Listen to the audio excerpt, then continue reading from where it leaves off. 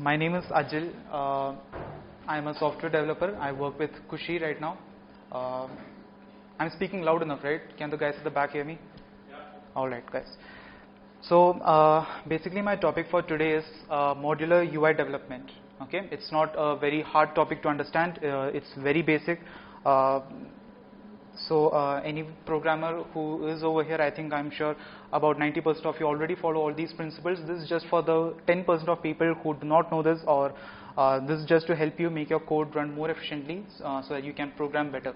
This is not directly pertaining to Flutter, though Flutter is going to be the platform which I'm going to show this in, but you can apply these principles to any programming language or any development tool you use. Okay, let's get started with this. The first topic which I will talk about is what and why of the modular UI development concepts. So what we hear about modular components throughout our life. For example, we know about modular kitchens, we know about modular, we had a time when we were talking about modular phones, right? So modular components are things which are independent of each other. Okay, they are perfectly capable of existing as a modular component or as a independent thing which I can take, plug it in somewhere and it will work. Okay, so that's the concept which I'm going to demonstrate over here right now. So I'll just skip very quickly into my code session.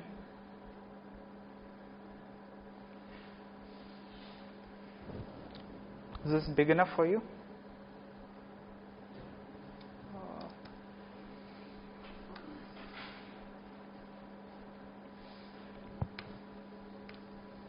Okay.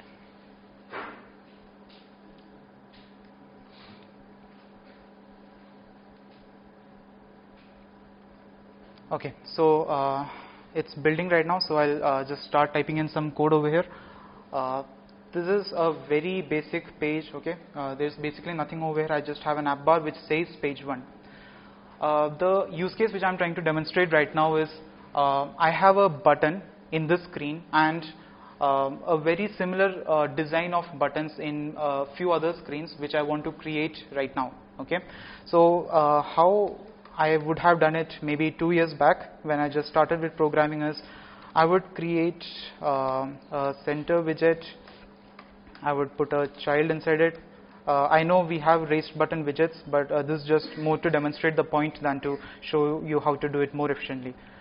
So inside the container, I will just say I just need a text widget which is going to say go to page 1. Okay, so there's the button. I just want to give it some color. I'm just going to say it's going to be colors.red. Okay, and probably I'll just give it some padding also. So okay, that's about it. So this is my basic button. This is the button which my designer told me to make at the very first. So this is what I had in hand.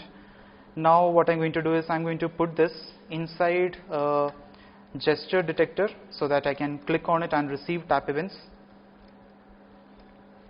Yeah, and on tap.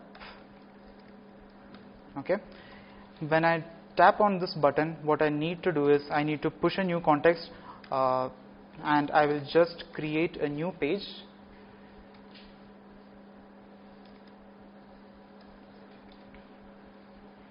Okay, and I'll start the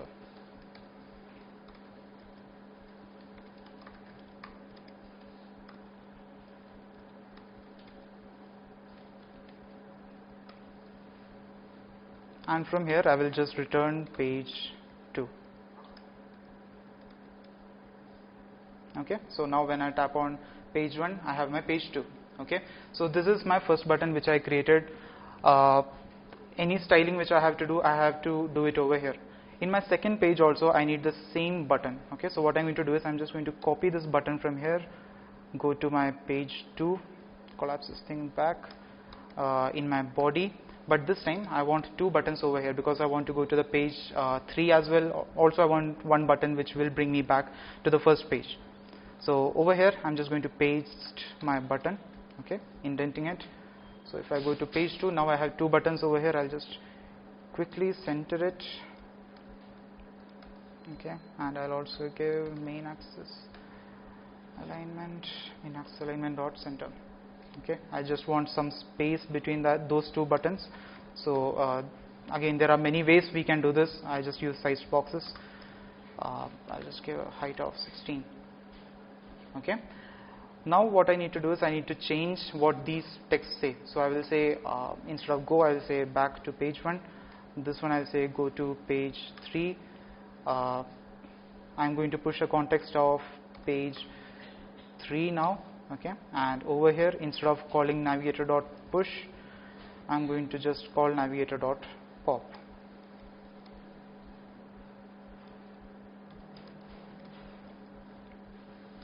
Okay, simple stuff. So I go to page 3 over here. Okay, if I press over here, I go back to page 1. Now just for the heck of it, I'm just going to do it for page 3 also, the same stuff.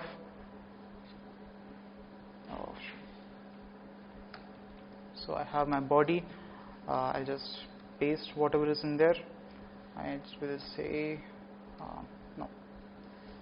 So in this, again, this will be a pop because I want to come back to page 2 from the page 3. I won't be going anywhere else. So okay, and I will say back to page 2. Okay, so now I have page 3. And I will center this. Okay. My point is that this, I am not using modular UI techniques over here, but this will work. Okay, I can guarantee that this will work. If I need to make any changes, I can still do it. If I say I want to change the shape of all the buttons, all I need to do is for the container, I just need to specify a decoration. Okay, I can give a shape decoration here. Okay, it will crash. I'll fix that. I'll give the shape as let's say a stadium border, right? And now since I'm giving decoration, I have to specify the color over here. So I'll just give colors dot green over here. Okay, and I'll remove this property, which is this in page 2. So now if I go back, I have my changed color over here. But now what if I had to change the shape for all the buttons which I had created over here? Now I need to copy all these properties in each of these places for those changes to reflect. Okay, so in small apps, maybe in MVPs or in proof of concepts, going ahead with this kind of approach is okay. But when we go into production, using this kind of approach will really stall your development process. Okay, you will have to spend a lot of time trying to figure out what all changes you have to make so that these get reflected in every other place. Okay, so that's why we bring about the principle of modularized UI development, in which we create different components which are independent of any other thing. It might not have any logic, okay, but the basic concept is that you just give it some values, it will populate it for you. You just tell it what should happen when I tap on it, and it will behave accordingly. All right. So I already did this because I didn't want to take a lot of time for this. So what I did is, now I have created something called as a custom button. Okay, and it's a stateless widget, and it is taking properties for every single thing which I predict that it might have to use. So I have given it properties for what should happen when I tap on it, what its padding should be, margin should be, what its decoration, what its title should be, what its style should be, all the different properties. You can see them over here. And I'm creating the constructor. I'm initializing all the properties which are not required. Okay, and in the build, it's again basically the same thing which you see over here. It's a gesture detector, and it has a container inside which I'm filling in some properties. Same thing which I brought over here, but none of these properties are inbuilt or part of the custom button itself. These properties are supposed to come from some other class from where I'm calling them. Okay, so now I'll just show you how I can easily do that, bring those changes back over here. So now I'll go to page 3. So inside page 3, instead of using the gesture detector, I'm just going to remove that, and I'm just going to give my custom button. Okay, it has a few required properties. One is the on tap, so I can specify what should happen when I tap on this. So I can just say navigator.pop context. Okay, Also, another property which it needs is the title, which is now just a string. So I don't have to specify text each time. I can just say go back to page 2 and done. The styling is already there. So if my designer says that now all my buttons should have a particular styling, I don't have to go around hunting in the 100 different classes which I have. I just need to go to my custom button class and I can change the styling right over here. Okay, so this is what the basic principle of modularized UI development is. We have to think about the UI as independent components which I should be able to pick from one place and use it in any other place independent of any other thing. Okay, so now I have some more slides which I would just quickly like to go across. So I'm just demonstrating over here the difference between the components which I have. So the first method which I used was having the dependent UI components, in which I had to specify the on tap separately and the decoration separately for each particular widget, right? But if I bring it back to the independent UI component style, the modular UI component style, what I will have is in my page 2 in the button, I'll just specify what the on tap is going to be. Okay, so in my custom button, I'll just I'm not defining it here, I'm just passing in the parameter over here. Same with decoration. Okay, so that's what I wanted to show over here. Advantages, again, I think I have already covered all these, but I'll still show you this because I spent some time creating these things. So I have a modular component and I can use it in any screen in any way I want. Okay, I am still able to change the design of it. I can still change the what happens when I tap on that, but it's the core concept is that we have a component and we are able to reuse it everywhere else. Okay, and it also helps reduce the development time.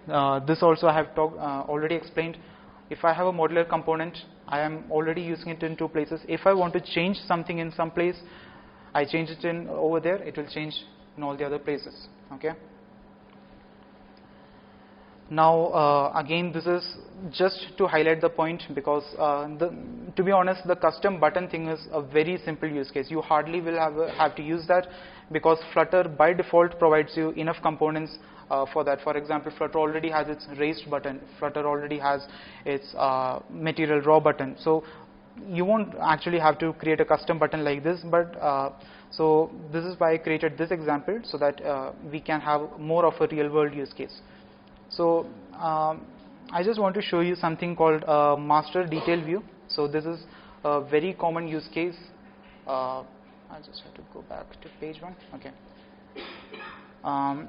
In this use case, what we have is we have a view which lists all few 4 test users which I have. Okay, now what should happen is when I tap on a particular user, I should go to a view where I show that user's details, right? This looks very okay when I'm doing it on a phone or when I'm doing it on a device with very limited width. Okay, this looks fine in this case. What if I try to use this inside an iPad or a tablet? The UI would look very bad, because I have got tons of space in my iPad which I'm not utilizing it properly, right? So that's why we have a concept called MasterDetail View. We see that in Gmail, in Outlook. So we have a pane on the left side which has all the details.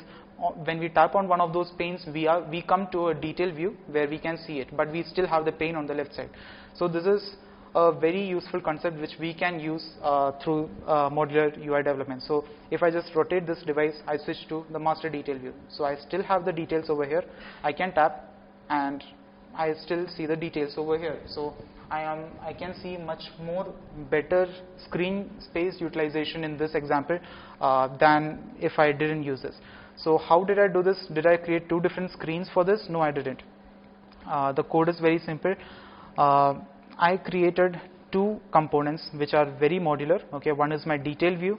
My detail view does not contain, okay, sorry, I will just show you the master view first. My master view, okay, it doesn't contain the scaffold, it doesn't have the app bar, it doesn't have any of those details. What my master view contains is only what is shown in this slightly grayish screen. Okay, so whatever I have, it's over here. Now when I tap on it, what should happen? When I tap on it, I should, if I am on a mobile phone, I should push to a new page. So but if I am on the tab view, then I shouldn't push. I should show it in the same screen, right? So that means that I cannot have that particular logic inside my master view, because my master view is not going to be able to detect on which screen I am on right now or to which screen to push to. Okay, so I didn't want that logic over here. So what I did is I just created a very nice callback over here. Okay, personally I don't like callbacks, but just to demonstrate it, I just use that over here. So in my callback, what I'm doing is, whatever user is selected, I'll just send back that instance of that user from outside the master view. Okay, so this is the code for that. I'm using a list style, and on the on tab, if the callback is not null, I'll just send the user, whichever user I selected. Now in my master detail, okay, I'll just show master detail view first. It's very easy. I just have to give it an instance of a user, and it will populate that user directly over here. Okay, very simple stuff. So now in my master detail view, all I'm doing is I have this property. So at the very top, I have the app bar, which is defining this area. Okay, and in my body I have my get view part. In get view, what I'm doing is I'm just checking for what the width of the view is, and based on that width I'm just populating how I want to show it. If the width is greater than 500, I'll take a row. Okay, so this is the case of width greater than 500. I'll just put a row, and in the row with a width of 300, I'll just show the master view. And whenever I tap on the master view, I am calling set state and calling the selected user as this the user who I selected, right? And that user is being populated in the detail view. So all that logic is over here. I didn't want to explain this a lot. So what I have done is I have pushed this code to GitHub. So if any one of you want to have a look at this, you are just free to go over there. This is the repository link. I'll share this with you later also if you want. So that's all my time. Okay.